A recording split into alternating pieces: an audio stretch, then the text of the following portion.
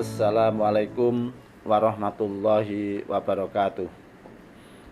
Alhamdulillah, alhamdulilladzi arsala rasulahu bil huda wa dinil haq liyudhhirahu 'ala dini kullih wa kafa billahi syahida. Asyhadu an la ilaha illallah wahdahu la syarikalah wa asyhadu anna Muhammadan abduhu wa rasuluh. La haula wala quwata illa billah, ma ba'du. Rekan-rekan para warga peradilan agama di seluruh Indonesia yang sangat saya cintai, puji syukur alhamdulillah, mari kita panjatkan kehadirat Allah Subhanahu wa taala yang telah melimpahkan rahmat, taufik, hidayah kepada kita sekalian, sehingga pada kesempatan ini kita masih bisa bertemu melalui acara kuliah hukum acara secara online ini. Mudah-mudahan ini ada guna dan ada manfaatnya. Rekan-rekan sekalian, pada kesempatan yang lalu saya sudah menyampaikan hal yang berkaitan dengan ketentuan di dalam pasal 124 HIR, 125 HIR, 126 HIR dan 127 HIR serta 128 dan 29 HIR. Prinsipnya saya mengulangi sedikit, pasal 124 HIR ini mengatur tentang perkara yang digugurkan. Artinya pada saat sidang pertama penggugat itu tidak hadir, itu produknya adalah perkara digugurkan. Sekalipun masih boleh diberi kesempatan, hakim mempunyai hak untuk mengundurkan persidangan dengan berdasarkan pasal 126 HIR, yaitu mengundurkan persidangan di hari lain, yang kemudian nanti pada persidangan yang kedua, apabila penggugat tetap tidak hadir, maka perkara itu digugurkan. Kemudian juga pasal 125 yang mengatur tentang putusan perstek, di mana prinsipnya ada 4 syarat yang harus kita perhatikan supaya kita dapat secara benar menjatuhkan putusan perstek. Yang pertama, tergugat telah dipanggil secara sah. Jadi syarat pertama yang harus diperhatikan oleh hakim pada saat sidang pertama itu tergugat tidak hadir, periksalah panggilan tergugat ini. Apakah tergugat telah dipanggil secara sah? Artinya sah, kita kembali kepada aturan yang lalu sudah kita bicarakan, pada bulan-bulan lalu sudah kita sampaikan bahwa panggilan ini mesti yang pertama patut, kemudian yang kedua adalah resmi. Resmi adalah dipanggil oleh pejabat yang berwenang, oleh jurusita atau jurusita pengganti, kemudian patut itu menyangkut tenggang waktu antara disampaikannya panggilan dengan hari persidangan dilaksanakan. Yang pertama, harus dipastikan bahwa panggilan kepada tergugat itu telah disampaikan secara sah, patut dan resmi itu sudah dicapai, sehingga syarat yang pertama itu artinya telah tercapai bahwa panggilan kepada tergugat ini telah dilaksanakan secara patut dan resmi atau dengan cara sah. Kemudian yang kedua, tergugat ini tidak hadir tanpa alasan yang sah. Nah, ini pastikan juga bahwa sebelum kita menjatuhkan putusan perstek ini, kita tahu tidak datangnya tergugat ini tanpa alasan yang sah. Artinya kalau tergugat tidak datang tetapi ada alasan yang sah, tentu hakim tidak boleh hari itu menjatuhkan putusan perstek. Akan lebih bijak dan akan lebih bagus kalau sidang itu ditunda. Toh dalam pasal 126 memang dibolehkan hakim untuk menunda pada kesempatan yang akan datang. Bagaimana dan siapa yang akan menilai bahwa alasan yang diajukan tergugat itu sah apa tidak, itu tentu itu yang akan menilai alasan itu sah apa tidak itu adalah majelis hakim. Umpamanya alasan yang sah itu bahwa tergugat itu tidak hadir karena sakit dengan mengirimkan surat keterangan dokter, itu tentu alasan yang sah. Sehingga kalau dengan alasan seperti itu, hakim seharusnya tidak boleh menjatuhkan putusan perstek pada hari itu, karena tergugat tidak hadirnya dengan alasan yang sah. Atau yang kedua, tergugat melaksanakan dinas di luar kota, melaksanakan dinas di pekerjaan dinas dan berada di luar kota, yang mungkin juga harus dikuatkan dengan surat keterangan yang sah dari atasannya. Itu harus juga dipertimbangkan. Contoh seperti ini harus dipertimbangkan juga oleh majelis hakim, karena memang yang bersangkutan tidak hadir itu bukan mengada-ngada, tetapi memang dia karena ada alasan, bukan karena dia tidak mau datang, tetapi karena memang dia tidak bisa datang karena ada kepentingan yang tidak bisa ditinggalkan. Nah, ini contoh-contoh, tentu contoh lain nanti diserahkan kepada kebebasan hakim seperti apa, bahwa alasan yang sah sehingga membolehkan hakim itu untuk menjatuhkan putusan perstek. Tentu nanti akan timbul bermacam variasi. Ada juga orang yang tidak hadir dengan mengada-ada, lah itu tentu itu penilaian sepenuhnya kita berikan kebebasan kepada majelis hakim untuk menilai apakah alasan yang bersangkutan daripada hakim yang dinilai oleh hakim terhadap para pihak itu memenuhi syarat apa tidak. Tentu majelis hakim yang akan melakukan penilaian. Kemudian yang ketiga, tergugat tidak mengajukan eksepsi yang berkaitan dengan kompetensi, baik itu kompetensi absolut maupun kompetensi relatif. Baik kompetensi relatif sebagaimana yang diatur di dalam pasal 133 HIR maupun kompetensi absolut sebagaimana yang diatur di dalam pasal 134 HIR.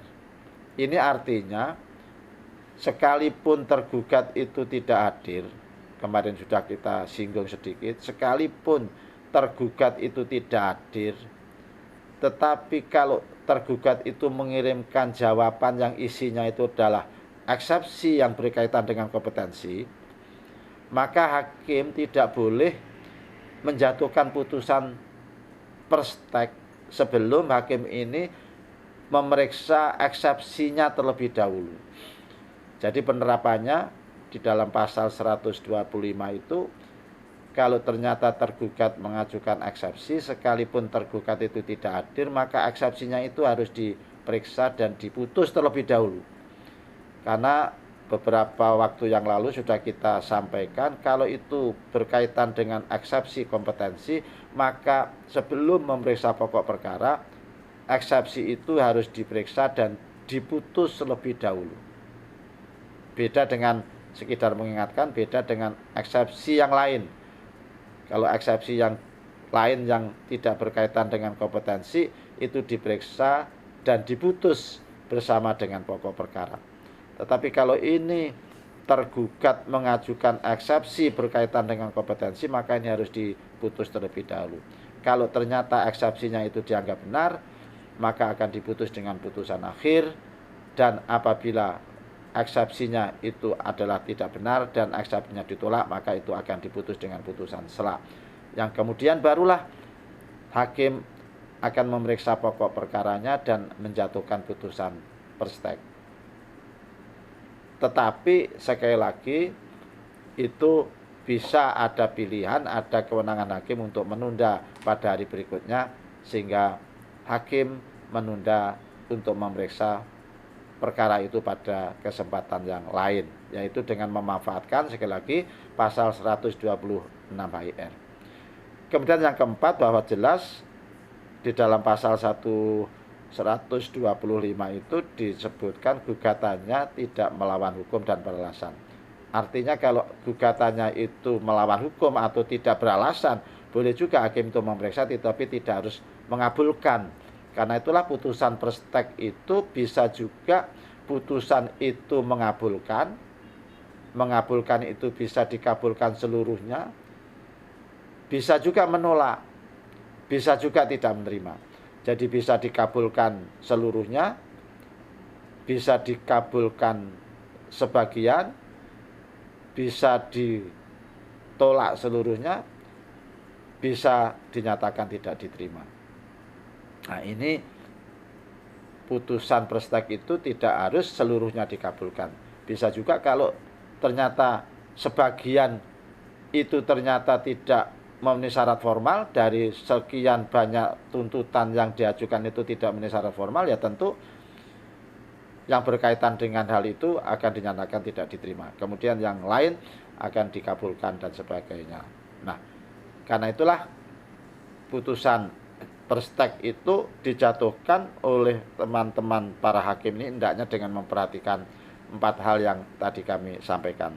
Tergugat telah dipanggil secara sah, tergugat tidak hadir, dan tidak mewakilkan atau menguasakan kepada orang lain, tergugat tidak mengajukan eksepsi kompetensi, dan gugatannya tidak melawan hukum dan beralasan.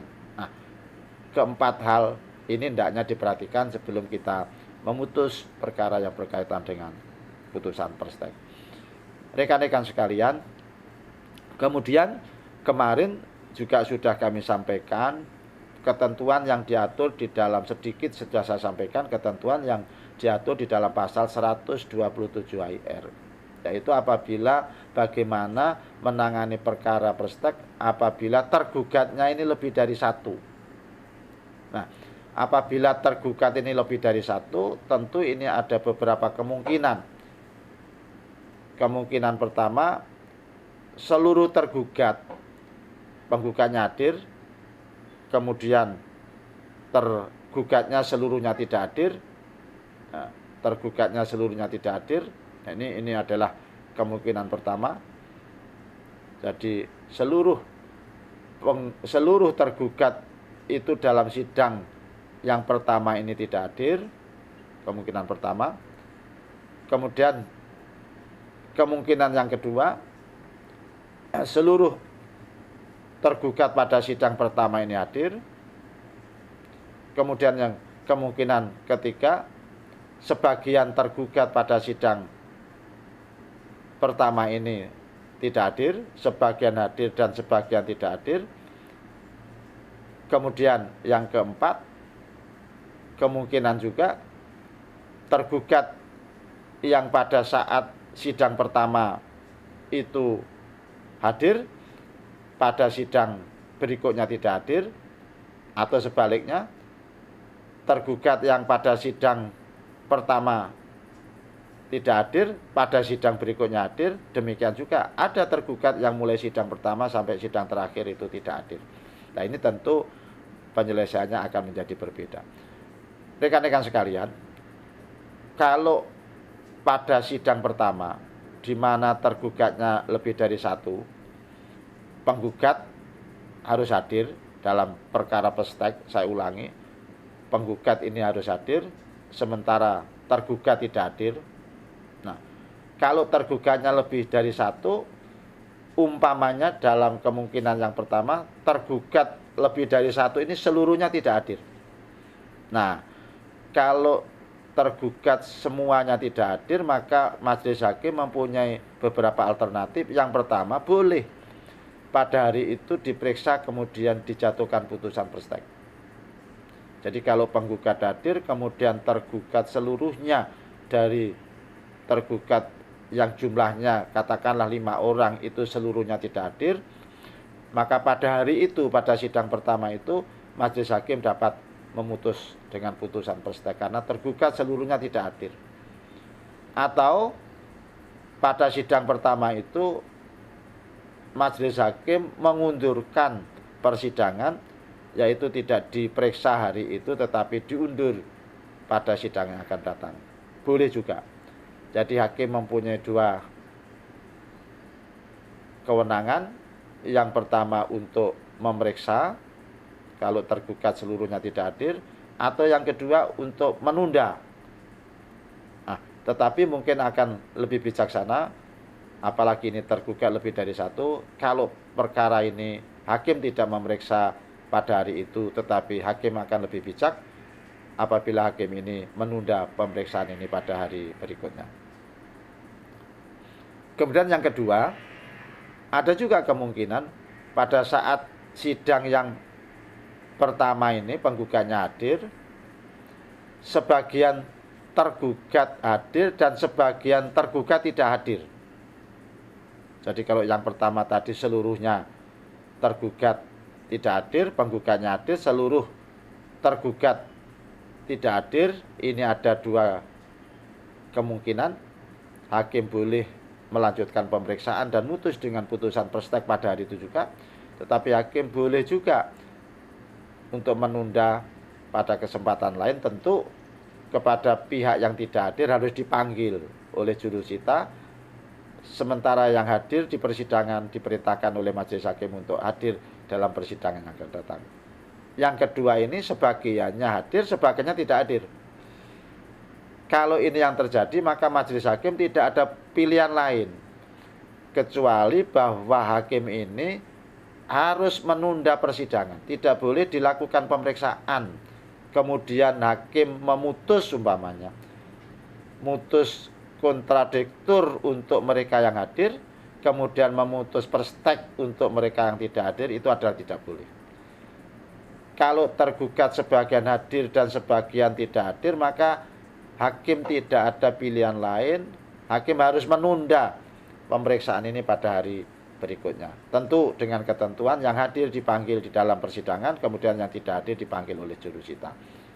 Nah, bagaimana kalau dalam persidangan berikutnya ternyata penggugat yang hadir ini juga hadir, kemudian tergugat yang kemarin hadir juga hadir, sementara tergugat yang kemarin tidak hadir lagi.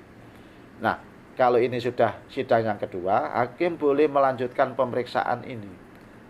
Kita tidak harus menunggu kehadiran tergugat yang memang mengabaikan haknya untuk hadir di persidangan.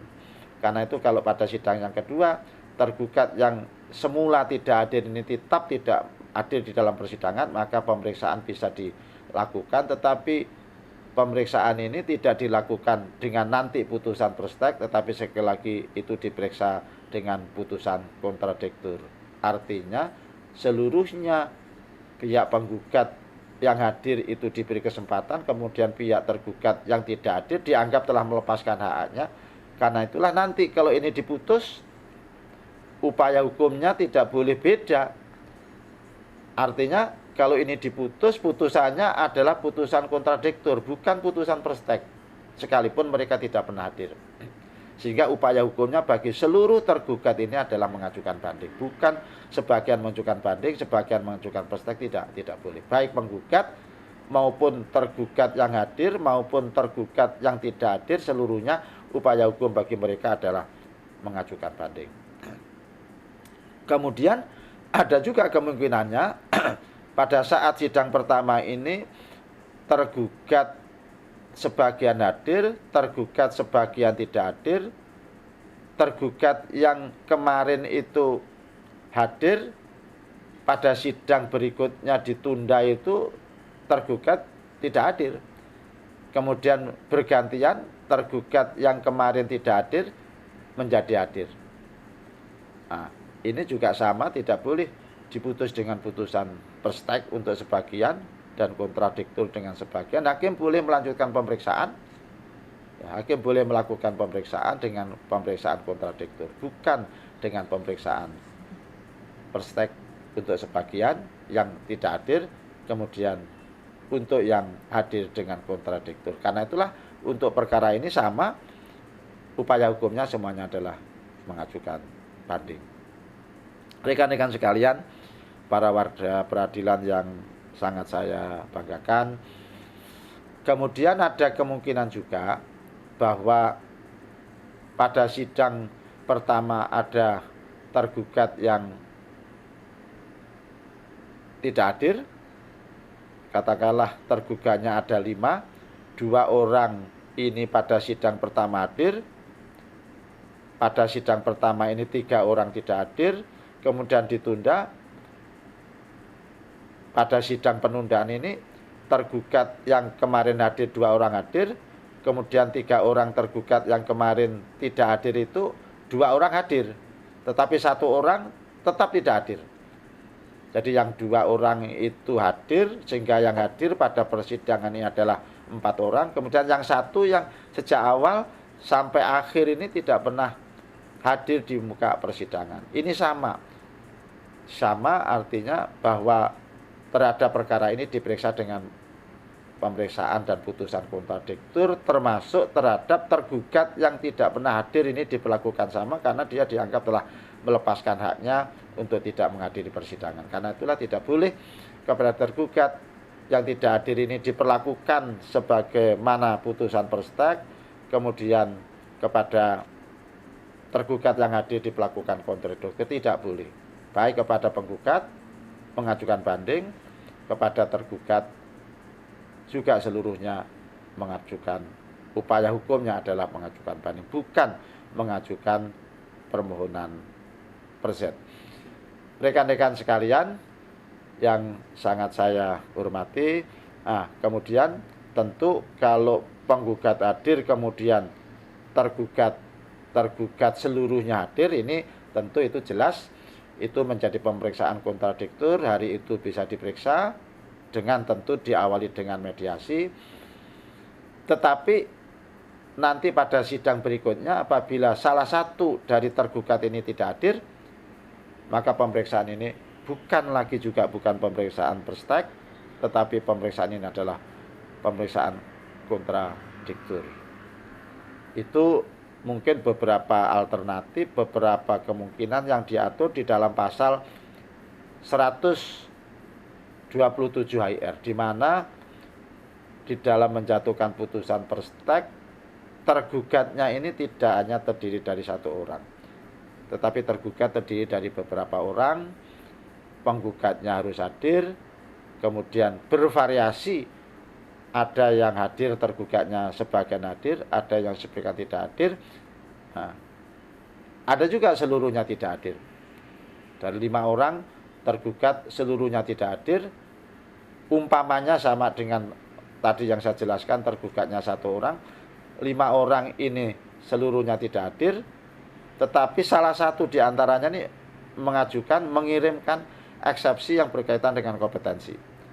Apakah itu kompetensi absolut, apakah itu kompetensi relatif, sekalipun tergugat yang mengajukan eksepsi itu tidak hadir, sekali lagi hakim harus melakukan pemeriksaan terhadap eksepsi tersebut dan harus memutus dalam putusan sela kalau itu eksepsinya ditolak, atau dengan putusan akhir apabila ternyata eksepsinya itu adalah dikabulkan. Jadi sekalipun yang mengajukan eksepsi hanya 1 orang, dari tergugat yang 5 itu yang mengajukan itu adalah hanya 1 orang, tetap kewajiban majelis hakim untuk memeriksa eksepsi yang berkaitan dengan kompetensi sebelum hakim ini memeriksa dan memutus pokok perkara. Ini hendaknya hati-hati, hakim jangan sampai lupa, kita jangan sampai lupa bahwa itu adalah kewajiban hakim untuk melakukan pemeriksaan terlebih dahulu terhadap eksepsinya sebelum hakim itu melakukan pemeriksaan terhadap pokok perkaranya. Nah, insya Allah dengan demikian akan kita berikanlah keadilan kepada yang tidak adil. Tetapi sekali lagi yang diperiksa dengan terlebih dahulu tadi adalah hanya eksepsinya. Kemudian pemeriksaan berikutnya barulah kepada pokok perkaranya, dan akan diputus tetap putusannya dengan putusan Perstek dengan tentu menolak eksepsi yang diajukan oleh salah satu pihak, atau mungkin kelima-limanya mengajukan eksepsi umpamanya berkaitan dengan kompetensi absolut ataupun dengan kompetensi relatif. Jadi dalam hal tergugat tidak hadir tetapi mengajukan eksepsi, dikirim dengan surat, baik itu tergugatnya 1 orang maupun tergugatnya lebih dari 1 orang, pada dirinya sama bahwa eksepsi itu harus diperiksa terlebih dahulu oleh majelis hakim, diputus dengan putusan sela kalau itu eksepsinya ditolak, atau dengan putusan akhir kalau eksepsinya itu dikabulkan. Rekan-rekan sekalian, itu sekali lagi yang perlu kami sampaikan beberapa hal. Kemudian kalau ini sudah diputus, kemarin sudah kami sampaikan, upaya hukum bagi penggugat adalah banding, upaya hukum bagi tergugat adalah perset.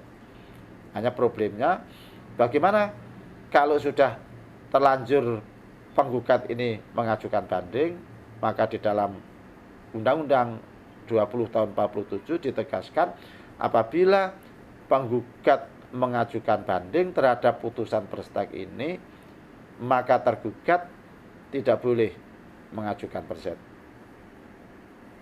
Sekali lagi saya ulangi, kalau penggugat mengajukan banding, memang upaya hukumnya adalah banding. Ingat juga bahwa penggugat itu tidak boleh mengajukan upaya hukum perset, penggugat tidak boleh mengajukan upaya hukum perset, tapi sebaliknya tergugat upaya hukumnya adalah perset, penggugat upaya hukumnya adalah banding. Tetapi kalau penggugat itu sudah mengajukan upaya hukum banding, maka tergugat tidak boleh mengajukan upaya hukum perset. Artinya apa? Artinya bahwa tergugat itu juga harus mengajukan banding. Kalau penggugat banding, maka tergugat juga harus banding. Ini logikanya, karena yang akan diperiksa oleh majelis hakim di tingkat banding itu diantaranya adalah bendel A dan bendel B. Bendel A diantaranya, yang satu adalah bendel B. Bendel A inilah asli daripada surat-surat yang ada di dalam proses di tingkat pertama itu akan dikirim ke pengadilan tingkat banding. Sehingga tidak mungkin dalam waktu yang bersamaan majelis hakim tinggi memeriksa berkas asli, bendel asli, kemudian permohonan persetnya juga akan diperiksa oleh hakim tingkat pertama dengan bendel permohonan asli, bendel A-nya. Itu tidak mungkin, dan akan lebih tidak mungkin lagi kalau keduanya ini diizinkan. Penggugat diizinkan banding, tergugat diizinkan perset, nanti akan terjadilah putusan yang kontradiktif, putusan yang saling bertentangan antara putusan banding dan putusan perset. Karena itulah undang-undang memberikan rambu-rambu, kalau penggugat ini sudah mengajukan banding, maka tergugat tidak boleh lagi mengajukan perset. Apa mungkin sekarang penggugat ini mengajukan banding? Apa mungkin pertanyaan kita, apakah mungkin penggugat ini mengajukan upaya hukum? Toh gugatannya sudah dikabulkan. Mungkin sekali. Karena tadi di depan sudah kami sampaikan adalah putusan perstek itu tidak harus mengabulkan seluruh gugatan penggugat. Bisa juga karena salah satu di antara petitum yang dituntut oleh penggugat ini tidak memenuhi syarat formal, sehingga harus dinyatakan tidak diterima. Nah, dalam hal pengadilan tingkat pertama menjatuhkan putusan mengabulkan sebagian dan tidak menerima sebagian, sangat mungkin penggugat juga tidak puas, tergugat juga tidak puas. Sehingga penggugat mengajukan upaya hukum, tergugat juga mengajukan upaya hukum. Penggugat mengajukan upaya hukum banding, tergugat mengajukan upaya hukum perset. Nah, dalam hal yang seperti ini tidak mungkin dua-duanya mengajukan hukum yang berbeda, maka pada saat penggugat mengajukan banding, maka tergugat tidak dapat mengajukan perset. Artinya proses yang harus dilalui upaya hukum bagi si tergugat juga harus mengajukan banding. Itulah rekan-rekan sekalian, mudah-mudahan ini ada guna dan ada manfaatnya. Dan sekali lagi, kami dalam kesempatan yang berbahagia ini, kami mengucapkan selamat Hari Raya Idul Fitri, minal aidin wal faizin, mohon maaf lahir dan batin, taqabbalallahu minna wa minkum, taqabbal yang karim, taqabbal ya karim. Selamat menikmati Hari Raya, dan sampai ketemu lagi pada acara-acara kedinasan kita setelah kita libur. Beberapa saat kita akan masuk kembali pada tanggal 4 Agustus tahun 2014. Sekali lagi selamat Hari Raya Idul Fitri 1435 Hijriah. Mudah-mudahan kita senantiasa dalam lindungan Allah dan mendapatkan tujuan daripada puasa, yaitu la'allakum tattaqun, mencapai tingkatan orang yang bertakwa. Terima kasih. Assalamualaikum warahmatullahi wabarakatuh.